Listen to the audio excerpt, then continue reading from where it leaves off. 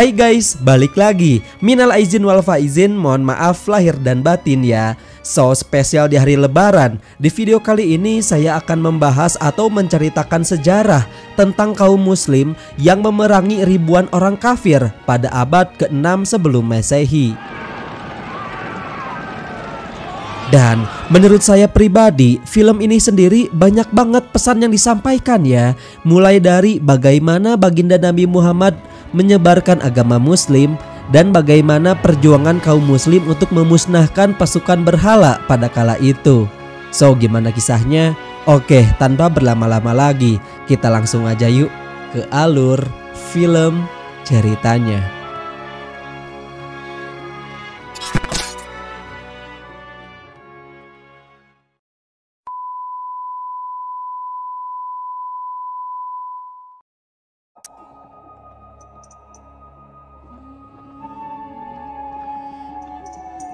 Film diawali pada tahun 610 sebelum Masehi. Pada saat itu, kota Mekah dipimpin oleh seorang kafir Quraisy yang bernama Abu Sofyan. Banyak dari para penduduk yang masih menyembah berhala pada zaman itu.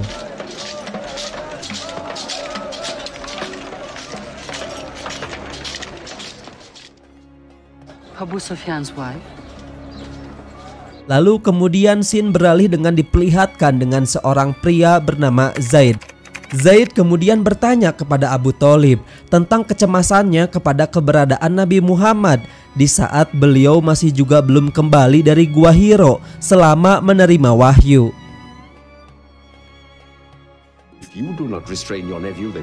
Dan singkat cerita, sepulang beliau dari Gua Hiro, tiba-tiba saja Abu Sofyan dan komplotannya pun datang ke rumah Nabi Muhammad.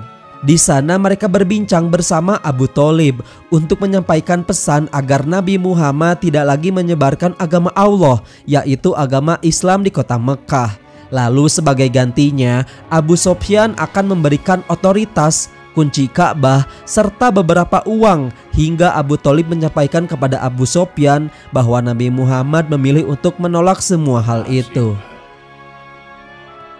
Kemudian kita diperlihatkan dengan seorang pria bernama Ammar bin Yasir yang sedang berdiskusi bersama dengan sahabat-sahabat Nabi yang lainnya. Sepulang dia ke rumah tanpa sengaja, Ammar memecahkan sebuah berhala yang dimana seperti yang kita tahu pada zaman itu berhala seringkali disembah oleh manusia.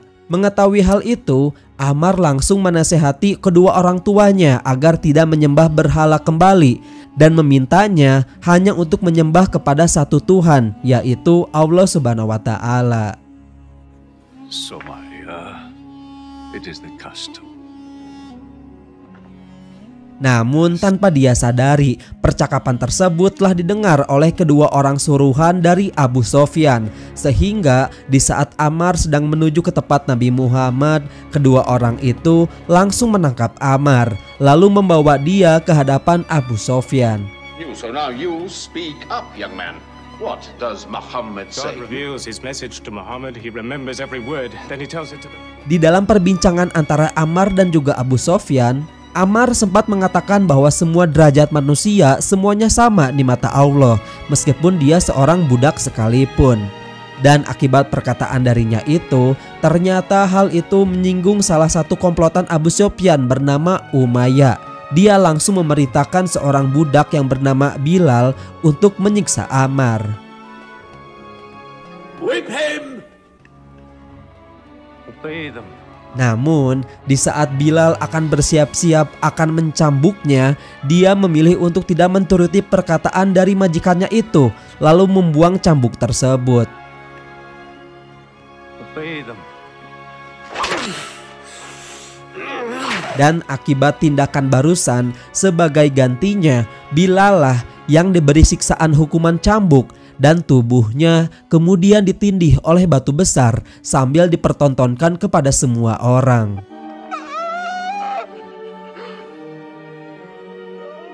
Tidak lama kemudian, Zaid yang pada kala itu sudah disuruh oleh Abu Bakar tiba di sana. Di sana, dia meminta agar melepaskan Bilal dan sebagai gantinya Abu Bakar akan memberikan uang sejumlah 200 dinar kepada Umayyah. dan pada akhirnya kesepakatan itu pun langsung diterima. Singkat cerita, kini para sahabat-sahabat Nabi seperti biasa. Di sana mereka mulai keluar untuk berkhotbah dan juga menyebarkan agama Islam di seluruh penjuru Mekah.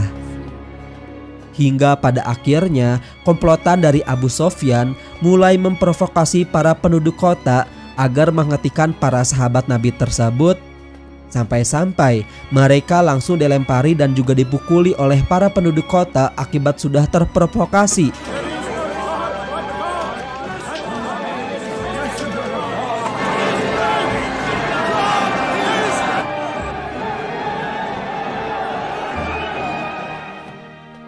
Namun untungnya seorang pejuang muslim yang bernama Hamzah bin Abu Muthalib datang menghentikan amukan para warga itu. Muhammad is a fraud.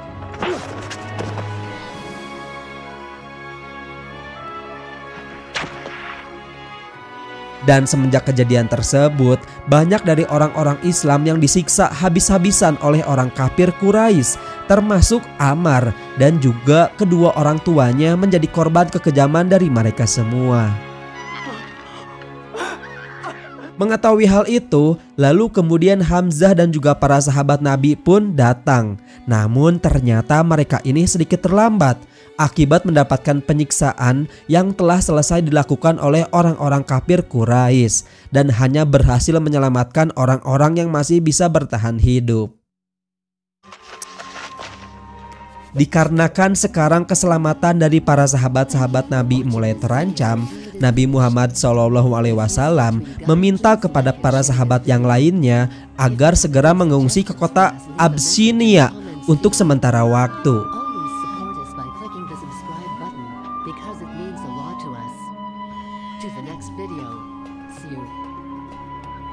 Namun ternyata hal itu pula disusul dengan Abu Sofyan yang lagi-lagi memerintahkan semua bawahannya untuk menghasut raja dari kota Abyssinia agar tidak menerima orang-orang muslim di kotanya.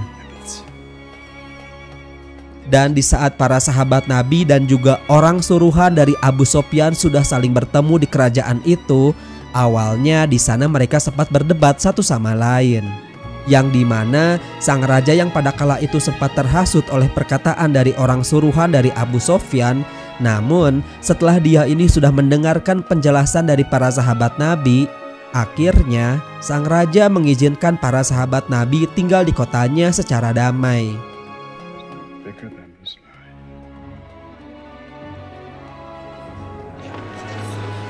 Di sisi lain, Abu Sofyan yang sudah mendengarkan kabar tersebut, sontak dia pun langsung murka. Lalu untuk melampiaskan semua kekesalannya itu, dia kemudian mengusir para kerabat Nabi Muhammad SAW dari kota Mekah secara paksa.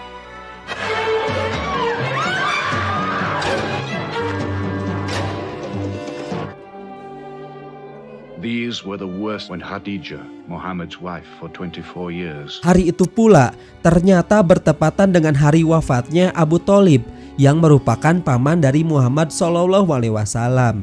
Sehingga semenjak saat itu rombongan dari Nabi Muhammad memutuskan untuk pergi ke kota Madinah. Sementara itu, kini dia pun sekarang sudah tiba di kota Madinah dan langsung disambut hangat oleh para penduduk kota.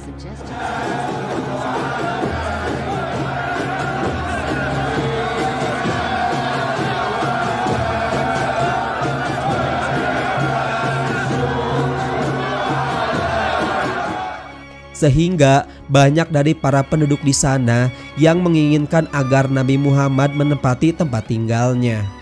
Namun agar tidak terjadi salah paham, salah satu sahabat Nabi menyarankan agar seekor unta sajalah yang menentukan untuk tempat tinggal Nabi Muhammad SAW. Sampai-sampai unta itu pun berhenti di suatu tempat yang nantinya akan dibangun sebuah masjid di sana.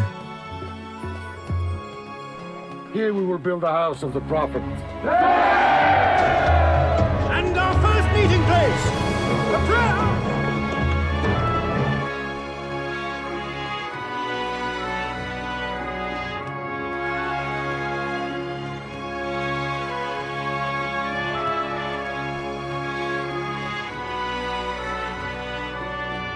Setelah itu, semua orang-orang kemudian berbondong-bondong membuat sebuah masjid pertama yang dibangun, yaitu Masjid Quba, disusul dengan lantunan suara azan di saat masjid selesai dibangun. Allahu Akbar, Allahu Akbar, Allahu Akbar. Di kota Mekah, Abu Sofyan yang pada kala itu merasa kesal kembali, dia kemudian memerintahkan para komplotannya untuk segera menjarah dan juga mengambil barang-barang berharga milik kaum muslim yang mereka tinggalkan di kota Mekah. Lalu barang-barang itu rencananya akan dijual di kota Damaskus.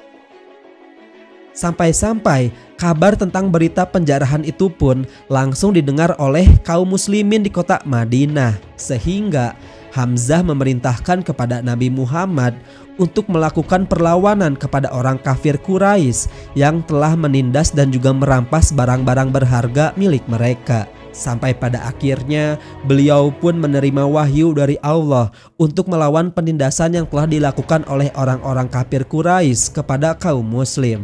Namun dengan syarat jikalau kafir Quraisy menyerah, kaum muslim tidak boleh menghabisi atau melanjutkan pertempuran tersebut. Singkat cerita, kini sejarah tentang Perang Badar pun akan segera dimulai. Namun sebelum berlangsung, Bilal terlebih dahulu menyampaikan sesuatu dengan melarang kaum muslimin untuk melakukan penyerangan kepada anak kecil, wanita, serta orang yang sudah tua, dan hanya berfokus untuk memerangi orang-orang yang telah menindas dan juga mengambil hak-hak mereka saja. Subhanallah, benar-benar istimewa ya guys.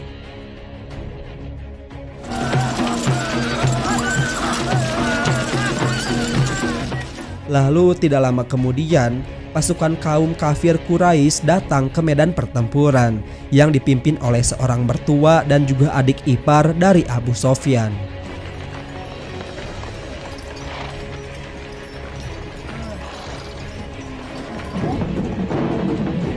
Awalnya, pertarungan itu pun hanya berfokus kepada ketiga orang terkuat di antara kedua pasukan itu.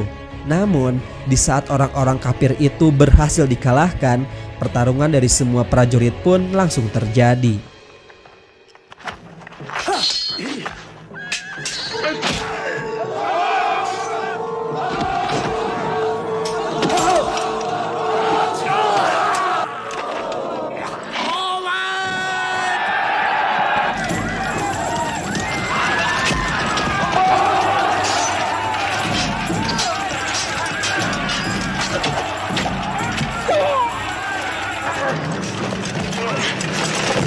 Pertempuran cukup berlangsung sengit di antara kedua belah pihak, sampai pada akhirnya kaum muslimin berhasil memenangkan pertarungan tersebut.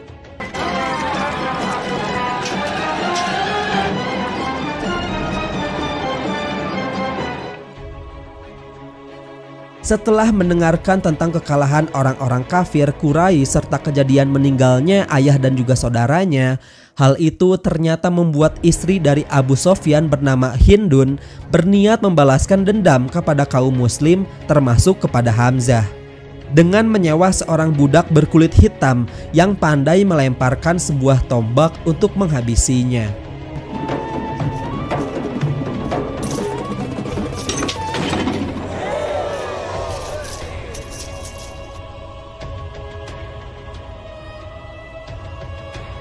Singkat cerita, beberapa bulan kemudian pasukan dari kaum Quraisy kembali bergerak dengan ribuan pasukan di bawah kepemimpinan orang bernama Khalid bin Walid. Hingga pertarungan sengit di antara kedua belah pihak pun kembali terjadi.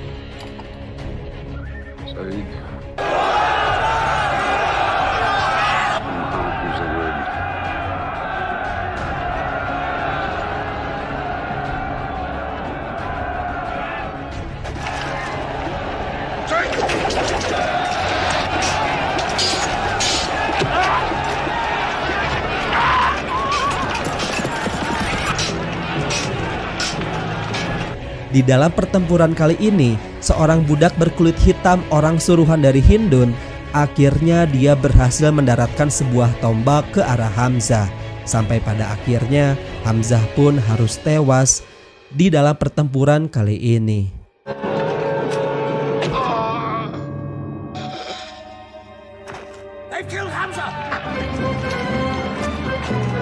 Hal itu pula disusul dengan kekalahan pasukan Muslim dikarenakan mereka sudah kalah jumlah.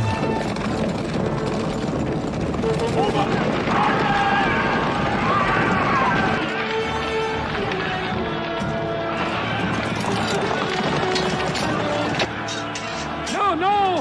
He's alive!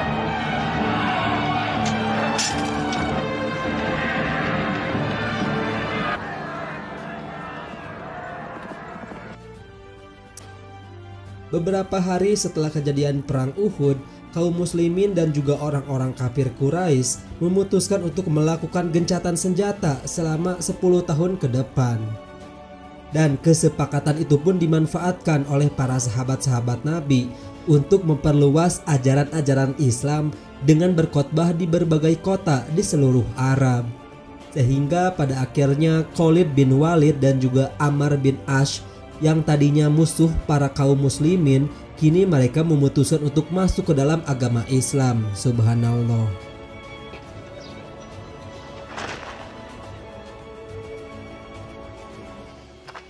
I'm sorry, I came in here wearing... Lalu di suatu hari di saat kaum muslim berkumpul, tiba-tiba saja mereka langsung diserang oleh orang-orang misterius yang mereka curigai sebagai orang kafir dari kaum Quraisy.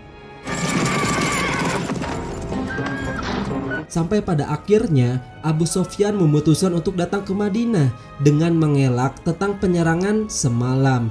Namun akibat kaum muslimin yang tidak mempercayainya lagi, kini gencatan senjata di antara kedua belah pihak pun akhirnya terpaksa harus dibatalkan. I am the leader of Makkah! Lalu disusul dengan para kaum muslimin yang berjumlah ribuan orang bergerak menuju ke kota Mekah, namun bukan untuk berperang, bahkan melakukan kekerasan, melainkan mereka ini hanya membersihkan Mekah dari pajangan-pajangan berhala yang telah menghiasi kota Mekah.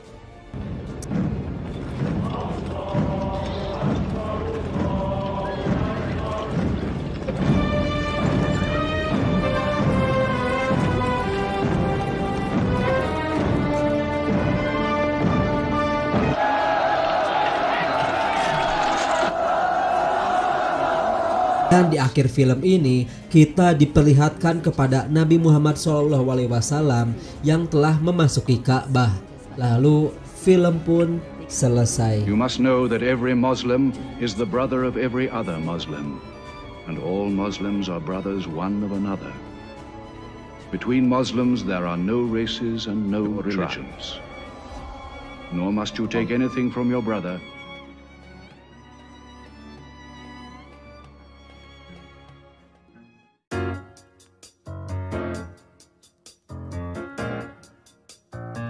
So itu dia guys, sedikit sejarah tentang penyebaran agama muslim di kota Madinah pada dahulu kala. Gimana nih menurut pendapat kalian semua? Semoga apa yang saya sampaikan hari ini membuat kalian, terutama saya pribadi, menjadi seorang muslim yang lebih baik lagi ya. Oke lah, itu saja sedikit cerita di hari lebaran ini. Seperti biasa, kalau kalian suka boleh banget buat kalian buat minta like-nya. Dan jangan lupa juga subscribe, dan jangan lupa juga nyalain notifikasinya, karena kedepannya bakalan banyak banget cerita atau alur-alur menarik buat dibahas. So sekian dari saya, wassalamualaikum warahmatullahi wabarakatuh.